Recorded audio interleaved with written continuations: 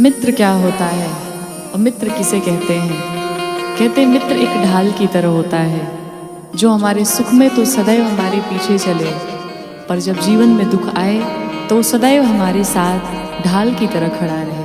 हमारे जीवन में दुख सुख विपत्ति कुछ भी आए तो सदैव हमारे साथ रहे। आइए मित्र क्या होता है इस भजन के माध्यम से सुनते हैं।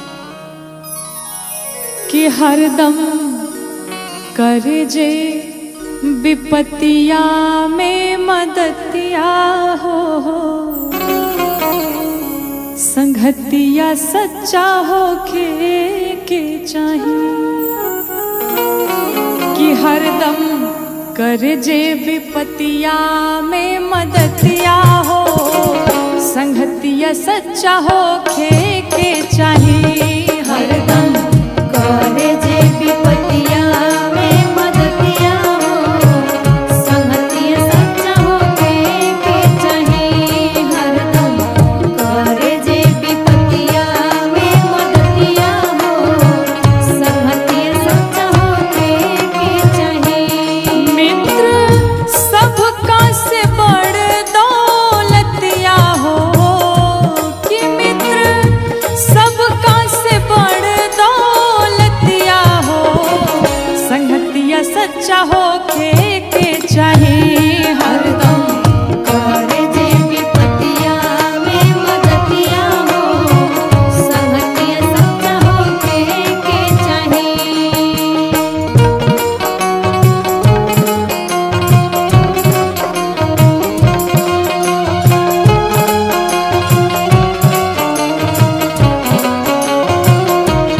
हरदम कर जे विपत्तिया में मदतिया हो, संगतिया सच्चा हो के चाहिए।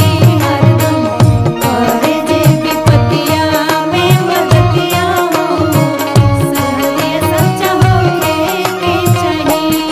और मित्र ऐसा होता कि अगर एक मित्र कुमार्ग पर जा रहा है, अगर गलत रास्ते पर जा रहा है तो एक अच्छा मित्र उसे सही मार्ग दिखाता है। कहते हैं कुपथ छोड़ाई के सो पंथ पर चलावे, पंथ पर चलावे, पंथ पर चलावे। अवगुण छुपावे तहरा गुण के बतावे। गुण के बतावे तोरा, गुण के बतावे। हाँ, कुपथ छोड़ाई के सो पंथ पर चलावे, अवगुण छुपावे तहरा गुण के बतावे।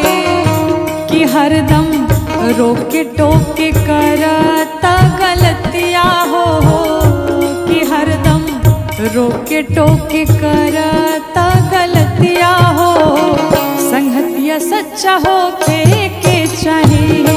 हरदम कर जे विपत्तिया में मदतिया हो, संगतिया सच्चा हो के चाहिए। हरदम कर जे विपत्तिया में मदतिया हो, संगतिया सच्चा हो के चाहिए।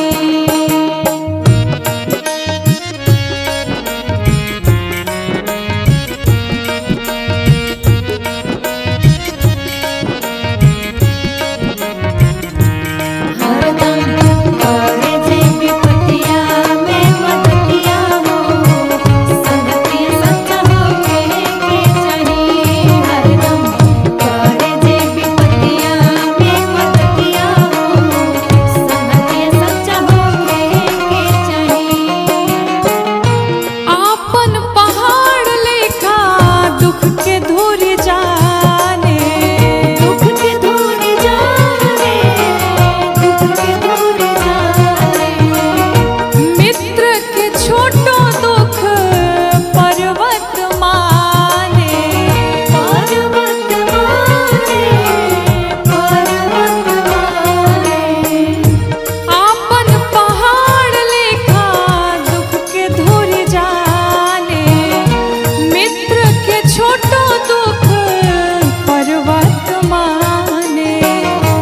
जे फतिया में धरावे लाहि मतिया हो, जेया हतिया में धरावे लाहे मतिया हो संगतिया सच्चा हो के चाहिए हरदम करे जे विपतिया में मदतिया हो संगतिया सच्चा हो के चाहिए हरदम करे जे विपतिया में मदतिया हो संगतिया सच्चा हो के चाहिए।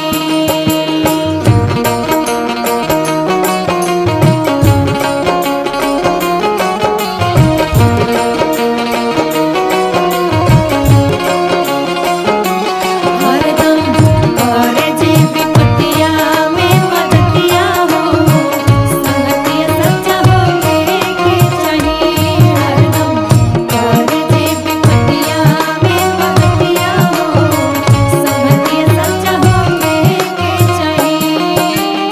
और कहते मित्र ऐसा हो अपनी वस्तु हो तो वो अपनी ना समझे, वो अपने मित्र की ही समझे, और अगर मित्र की वस्तु हो तो वो भी अपनी ही समझे, कोई मन में शंका ना हो, कोई संदेह ना हो। कहते हैं देत लेत काबा होना शंका मन में करे संका मन में करे संका मन में करे मित्र के मदति में हरदम तत्पारे हरदम तत्पारे हरदम तत्पारे देत लेत काबा होना शंका मन में करे मित्र के मदति में हरदम तत्पारे कि राखे मौका को मौका जे जतिया हो कि राखे मौका को मौका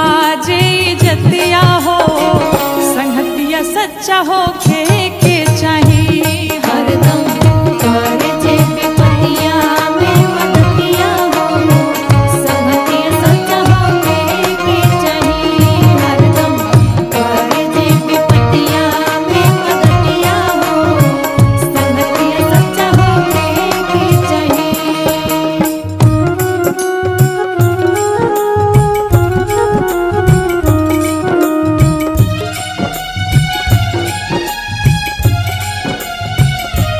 हरदम करे जे विपतिया में मदतिया हो संगतिया सच्चा हो के चाहिए हरदम करे जे विपतिया में मदतिया हो संगतिया सच्चा हो के चाहिए।